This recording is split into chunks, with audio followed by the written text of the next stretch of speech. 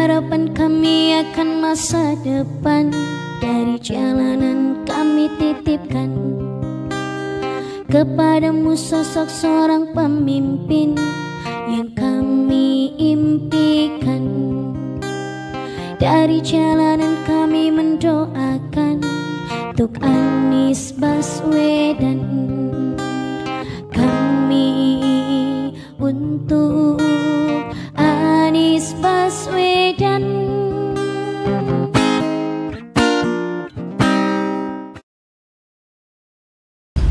Oke, tapi Pak, gimana nih? Dia mah bukan mama tuh, teteh-teteh. Iya, kan deket sebentar lagi Ya. jadi mama ini, calon mama. Teteh-teteh di sekitar mama. Iya. Aku di tengah-tengah guys. Ya. Gimana ngelihat pergerakan dari emak-emak PKS lah gitu? Oh, PKS. Kalau aku sih awal-awalnya, kalau aku pribadi termasuk yang dulu menghindar ngeliput emak-emak PKS gitu. Karena energinya berbeda. Jadi kalau misalnya ngikutin Kang Haru gitu ya, kan dia kalem ya orangnya. Yeah. Oh ya gitu.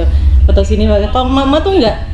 Yang satu manggil, yang sana manggil, yang sana manggil gitu kan, kita bingung kan harus jawab yang mana kan. Terus udah gitu tuh pergerakannya cepet walaupun mereka sambil bawa anak gitu. Iya. Jadi fisik sama mentalnya tuh agak menyeramkan gitu. Jadi kalau misalnya akhirnya kalau di PKS itu, kalau aku ngerasanya kalau lagi ngeliput mama itu lagi training militer aku tuh. karena harus bisa segala. Jadi mama itu multi satsetnya itu loh, ya satsetnya itu loh. Jadi kayak aku calon mama tapi aku mikir apa aku nanti kok jadi mama kayak gitu gitu kan gitu. Karena ya itu satsetnya itu loh. Bahkan kalau misalnya kita lambat gitu ya buat ngangkat meja, itu mereka bisa ngangkat meja sendiri. Jadi agak inisiatif buat kita disuruh inisiatif tuh lumayan tinggi lah kalau sama emak-emak gitu. Makanya energinya nggak habis-habis. Jadi kalau di PKS itu ada namanya pelatihan Latansa. Pelatihan apa untuk wanita gitu. Kalau cowok ada kembaran gitu buat pelatihan. Latansa itu apa kepanjangannya? Pelatihan lalala gitu kan. Pokoknya isinya cewek-cewek gitu ya. Iya. Itu jam 6 pagi kita disuruh kumpul. Emak-emak tuh udah kumpul. Padahal mereka kan harus masak, harus ngurusin anak. Anaknya dibawa gitu kan. Suaminya dibawa gitu. Nah, mama PKS tuh ngeri. Suaminya dibawa ya. Gitu. Tapi semangat banget gitu. Kayak kita ada pos-posan juga tetap semangat. Masih mending dibawa. Dibungkus. Dibawa gitu, keren banget. Bahkan kalau kata Kang Haru tuh di taujihnya bilang kan temanya PKS tuh menembus batas kemustahilan. Nah, mama tuh udah sering menembus batas kemustahilan gitu. Jadi kayak nggak harus diomongin apa-apa lagi gitu. Cuman kalau yang aku lihat, kalau pengen survive gitu ya dalam politik, kayaknya kalau kalian di training sama mama PKS survive deh gitu. Latihan perempuan siaga. Latihan perempuan siaga, nah itu. PKS gitu. Dan itu wah, merindingnya tuh yang bikin aku merinding adalah ini mama tuh punya anak 4-5 gitu ya. Jadi semangatnya jam 6 pagi bener-bener datang semuanya gitu. Dan itu tempatnya nggak di kota ya teman-teman. Itu tuh di gunung gitu kan gitu. Dan bahkan panitianya aja sama mama tuh, ayo semangat panitia gitu kan. Panitianya seumuran aku kan. Mamanya tuh lebih semangat kalau ada apa naik hiking gitu kan. Kalau panitia udah ngos-ngosan kan. Terus mamanya tuh gantinya sambil bawa anak, ayo cepetan, ayo bisa tuh. Dari situ aku mikir, wah ini mama PKS tuh kayak makannya beda dari kita apa bagaimana gitu kan. Cuman akhirnya kalau ngobrol-ngobrol sama umi-umi, apa sih yang membuat kalian masih bergerak sampai hari ini gitu kan gitu. Ya mereka bilang kalau misalnya di sini tuh ya cewek tuh dikasih kesempatan buat berkarya gitu, nggak yang frame bahwa harus di rumah gitu, harus cuma ngurus anak gitu. Tapi ternyata kita bisa berbuat something di situ tuh gitu. Makanya itu yang jadi semangat mereka yang sampai hari ini gitu ya, ngajakin emak-emak sekitarnya sampai tetangga-tetangganya buat gabung RK itu salah satunya itu gitu. Karena merasa bahwa perempuan itu bisa melakukan sesuatu gitu buat lingkungannya yang katanya frame-nya gitu kan cuman boleh di rumah, padahal kita enggak gitu, gitu. Dan terbukti ya tokoh-tokoh perempuan dari PKS juga sangat banyak. Tapi itu sampai sekarang masih terbuka kan RKI tadi. Terus pelatihan-pelatihan itu juga masih jalan ya. Iya, masih. Ini jadi informasi juga buat emak-emak semua yang belum bergabung. Gabung RKI. Tentu boleh ya, terbuka lebar ya PKS. Boleh, bukan hanya di Jawa Barat sebetulnya, di mana-mana kan, seluruh nasional. Nah, ada yang menarik juga Kang Haru, saya juga ingat tuh dari zaman PK dulu, sebelum PKS itu anak-anak muda atau yang baru menikah itu kan juga selalu ikut tuh berbagai aktivitas, demo ke Jakarta atau aksi di Jawa Barat. Dan sebagiannya memang tadi tuh ada yang sambil gendong anak kecil apa segala macam. Nah, saya nggak tahu kok aturan dulu bagaimana. Kalau sekarang kan kita dengar tuh nggak boleh tuh melibatkan anak. Itu kira-kira gimana, Kang? Iya, sebetulnya kan ke bawah musim demo dulu. Kalau demo kan nggak ada aturan nggak boleh bawa anak. Kalau demo nggak ada ya? Iya. Kalau kampanye baru ada. Terus acara-acara PKS pada bawa anak. Tadi ada itu khas dari dulu itu. Acara Latansa kan ibu-ibu. Ya anaknya dibawa mau dititipi siapa kan gitu. Apalagi suami misalnya kerja atau apa. Ya dibawa kan, gitu. Jadi itu ya habit ya.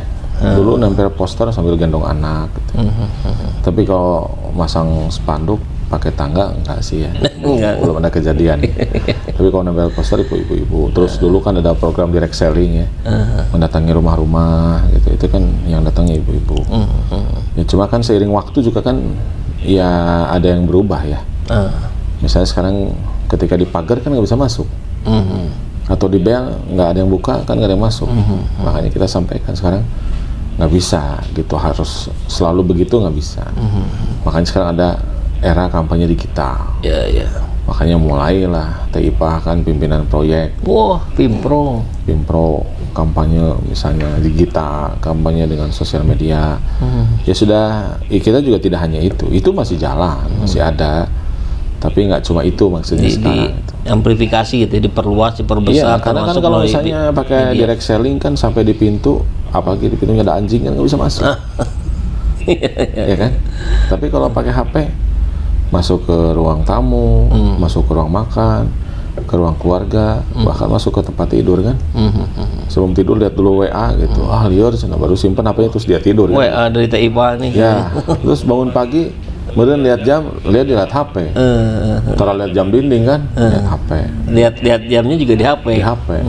Gitu. Udah gitu kalau lihat WA gitu, lihat status lah. Gitu. Jadi telat subuh nah. Gitu. Udah jam 2 pagi. Ya. Menarik sekali, seru sekali nih membahas tentang aksi-aksi emak-emak, apalagi PKS yang sangat identik juga dengan gerakan itu. Nah, kalau untuk langkah ke depan, Kang Haru sebagai ketua tim kampanye pemenangan Amin, yang kita juga tahu persis lah, Kang Haru juga amanahnya banyak juga itu yang lainnya selain sebagai pemenangan Amin. Kira-kira apa yang akan disinergikan gitu, terutama terkait dengan perempuan? Ya saya kira kan Pak Anies dengan PKS kan bukan baru sekarang. Di Jakarta kan Pak Anies dengan PKS, Gerindra PKS, ya kan? Jadi sebenarnya Pak Anies sudah tahu gaya PKS, PKS sudah tahu gaya Pak Anies, gitu kan? Ya sekarang bareng lagi di Pilpres, ya kan? Jadi gayanya ya kurang lebih sama gitu ya. Kita kan tidak punya kemewahan logistik. Sampai sekarang aja kan nggak ada tuh uniform tim kampanye nasional, nggak ada uniform tim kampanye daerah, uniform tim kampanye kokap, nggak ada.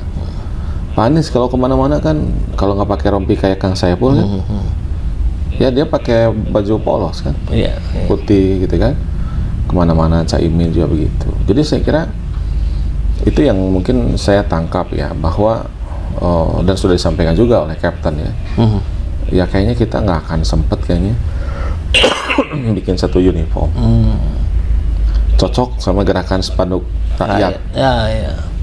Cocok. Jadi itu emang Pak Anies banget, gerakan rakyat ya, partisipasi dari kita semua. Jadi nggak ada bohir di antara kita. Nggak ada bohir di antara kita. Apa istilahnya yang sum-sum ya urunan. Sekarang masih jadi bohir, nggak ada. Betul. Gitu. Kalau misalnya untuk ketua tim kampanye harus jadi bohir, wah saya pertama mengundurkan diri. Ya kan? Jangan kamu Pak Anies, jangan kamu kampanye PKS, ya kan? Ya kita sebagai caleg aja kan semampu kita, ya kan? Jadi ya saya kira ini harus sudah kita pahami bersama dari awal, gitu kan? Pak Anies kan nggak punya program pemerintah yang bisa dihantarkan sebagai pengantar memberikan pesan, kan nggak ada ya, semacam BLT gitu nggak ada, semacam ya kan, PKH ya kan, semacam bantuan sembako, bantuan UMKM, pokoknya program kementerian, apalagi menteri kalau sekarang jadi tim kampanye kan nggak usah mengundurkan diri. aturan yang baru dibuat. Iya kan menarik gitu kan. Gitu. Jadi itu semua dilawan dengan bukan dilawan ya, diimbangi lah oleh tim paslon 1 melalui gerakan organik dari rakyat sendiri. Gitu ya. Nah, karena kita tahu juga sebetulnya ini pertanyaan yang menarik juga nih. Kang Haru sebagai caleg DPR Pusat, Dapil Bandung Cimahi, yang lain tuh udah mulai fokus tuh ya. Kalau yang caleg-caleg yang tidak rangkap banyak seperti Kang Haru nih. Tapi kalau yang rangkap banyak seperti Kang Haru juga punya kewajiban memenangkan Jawa Barat secara PKS-nya, memenangkan Amin. Ini kewajibannya banyak sekali nih. Nggak, saya nanya aja. Sekarang balik saya. Oke, siap. Walau deg-degan. Kapan-kapan. Sekarang jika Kang Saipul jadi saya, iya. Apa yang dirasakan? Kan kalau diamanah itu dapat kepercayaan. Kepercayaan tuh ya alhamdulillah, walaupun ada astagfirullahnya juga katanya begitu. Iya. Bingung nggak tahu. Sulit saya membayangkan jadi Kang Haru, nggak bisa kan? Sulit kan?